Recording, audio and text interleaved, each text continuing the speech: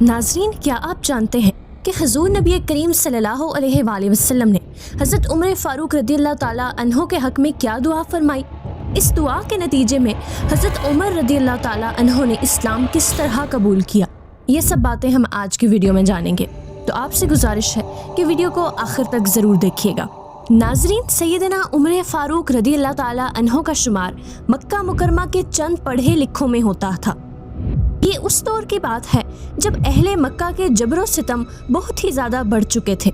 صحابہ کرام سر عام تبلیغ تو دور کی بات، عبادت بھی نہیں کر سکتے تھے۔ چھپ کر دین اسلام کی تبلیغ و عبادت کی جاتی تھی۔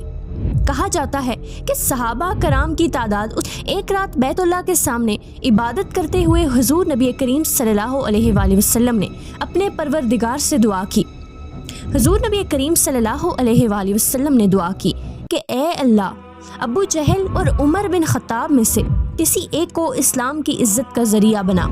نبی کریم صلی اللہ علیہ وآلہ وسلم نے دو لوگوں کو نامزد کیا اور فیصلہ اللہ پاک پر چھوڑ دیا اور فرمایا کہ اے اللہ، ان دونوں میں سے جو تجھے زیادہ پسند ہو وہ دے دے۔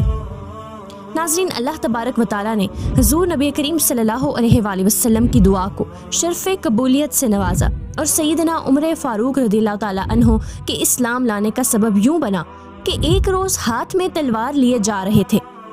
راستے میں بنو زہرہ سے تعلق رکھنے والا ایک شخص ملا جس نے پوچھا کہ اے عمر، خیریت ہے؟ کہاں کا ارادہ ہے؟ حضرت عمر جواب دینے لگے کہ محمد کو قتل کرنے جا رہا ہوں۔ اس نے نئے دین کا اعلان کر کے مکہ والوں میں تفریق کر دی۔ اب بنو زہرہ سے تعلق رکھنے والے شخص نے کہا کہ عمر، اگر تم نے ایسا کیا تو کیا بنو ہاشم اور بنو زہرہ تم سے انتقام نہیں لیں گے؟ حضرت عمر فرمانے لگے کہ لگتا ہے تم بھی اس نئے دین میں شامل ہو چکے ہو۔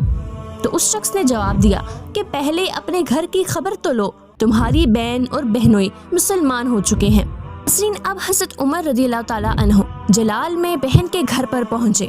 یہاں سیدنا خباب بن الارت رضی اللہ تعالیٰ عنہ ان کے بہنوئی اور ان کی بہن کو سورہ طٰہٰ پڑھا رہے تھے۔ باہر سے آواز سنی اور دروازے پر دستک دی۔ اندر سے پوچھا گیا کہ کون ہے؟ عمر نام سنتے ہی سیدنا خباب رضی اللہ تعالیٰ عنہ چھپ گئے۔ حضرت عمر رضی اللہ تعالیٰ عنہ نے آتے ہی پوچھا کہ تم لوگ کیا پڑھ رہے تھے؟ انہوں نے بات ٹالتے ہوئے کہا کہ ہم آپس میں باتیں کر رہے تھے۔ کہنے لگے کہ میں نے سنا ہے تم نئے دین میں شامل ہو گئے ہو۔ بہنوئی نے کہا، اے عمر، وہ دین تیرے دین سے بہتر ہے، تو جس دین پر ہے یہ گمراہ راستہ ہے۔ ناظرین، بس اتنا ہی سننا تھا کہ حضرت عمر رضی اللہ تعالیٰ عنہ نے اپنے بہنوئی کو زمین پر دے مارا۔ بہن چھڑانے آئی تو اتنی زور سے چہرے پر تمانچہ رسید کیا کہ ان کے چہرے سے خون نکل آیا۔ بہن کے چہرے پر خون دیکھ کر کچھ غصہ ٹھنڈا ہوا تو کہا، اچھا دکھاؤ تم لوگ کیا پڑھ رہے تھے؟ بہن نے کہا، تم ابھی اس کلام کے آداب سے ناواقف ہو، پہلے جاؤ اور وضو کرو۔ اب حضرت عمر رضی اللہ تعالیٰ عنہ وضو کر آئے تو ان کے بہنوئی نے سورہ طٰہٰ پڑھنا شروع کی۔ یہ پڑھتے جا رہے تھے اور کلام الہی کی تاثیر ان کے دل کو متاثر کیے جا رہی تھی۔ حضرت خباب بن الارت رضی اللہ تعالیٰ عنہ یہ منظر دیکھ کر باہر نکل آئے اور کہنے لگے، اے عمر، کل رات نبی کریم صلی اللہ علیہ وآلہ وسلم نے بارگاہ خداوندی میں دعا کی تھی کہ اے اللہ، عمر بن حشام یا عمر بن خطاب میں سے کسی کو اسلام کی عزت کا ذریعہ بنا۔ اے عمر، میرے دل نے گواہی دی تھی کہ یہ دعا عمر بن خطاب کے حق میں پوری ہوگی۔ ناظرین، اب سیدنا عمر فاروق رضی اللہ تعالیٰ عنہ ان سے کہنے لگے کہ مجھے بتاؤ کہ محمد صلی اللہ علیہ وآلہ وسلم کہاں ہیں، میں ان سے ملنا چاہتا ہوں۔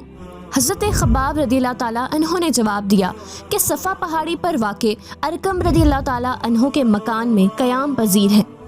ناظرین، سیدنا عمر فاروق رضی اللہ تعالیٰ عنہ چل پڑے۔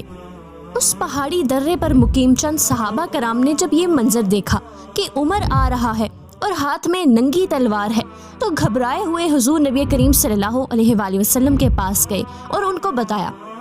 حضرت حمزہ بن عبد المطلب رضی اللہ تعالیٰ عنہ بھی وہیں تھے۔ وہ فرمانے لگے کہ آنے دو، اگر ارادہ نیک ہے تو خیر ہے، اور اگر ارادہ صحیح نہیں تو میں اسی تلوار سے اس کا کام تمام کر دوں گا۔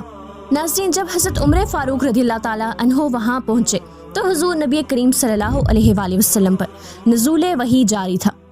چند لمحوں بعد آپ صلی اللہ علیہ وآلہ وسلم آئے اور انہوں نے حضرت عمر رضی اللہ تعالیٰ عنہ سے فرمایا، اے عمر، تم کس چیز کا انتظار کر رہے ہو؟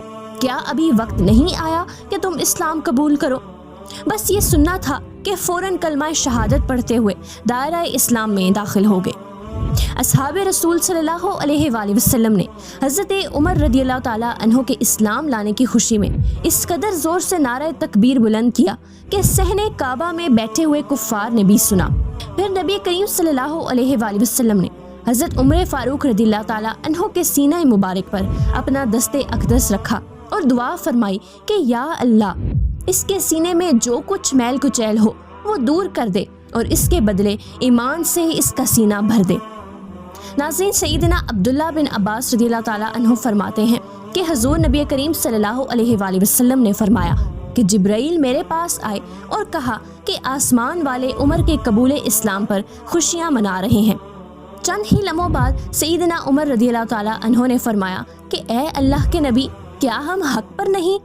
آپ صلی اللہ علیہ وآلہ وسلم نے اسبات میں جواب دیا، اور تو حضرت عمر رضی اللہ تعالیٰ عنہ نے جواب دیا کہ پھر چھپ کر عبادت کیوں کریں؟ چلیے خانہ کعبہ میں چل کر عبادت کرتے ہیں۔ مسلمان جب خانہ کعبہ میں داخل ہوئے تو کفار مکہ نے دیکھا اور نظر پڑی حضرت حمزہ پر اور حضرت عمر فاروق رضی اللہ تعالیٰ عنہ پر۔ اب کفار یہ منظر دیکھ کر بڑے غمگین ہوئے، لیکن کسی میں اتنی جرت نہ تھی کہ کوئی کچھ بولتا۔ اس دن سے مسلمانوں کے لیے تبلیغ دین میں آسانی ہوئی، اور یہی وہ دن تھا کہ جب حضور نبی کریم صلی اللہ علیہ وآلہ وسلم نے فرمایا کہ اللہ تعالیٰ نے سچ کو عمر کے قلب اور لسان پر جاری کر دیا اور وہ فاروق ہے۔ اللہ تعالیٰ نے اس کے ذریعے حق اور باطل میں فرق کر دیا۔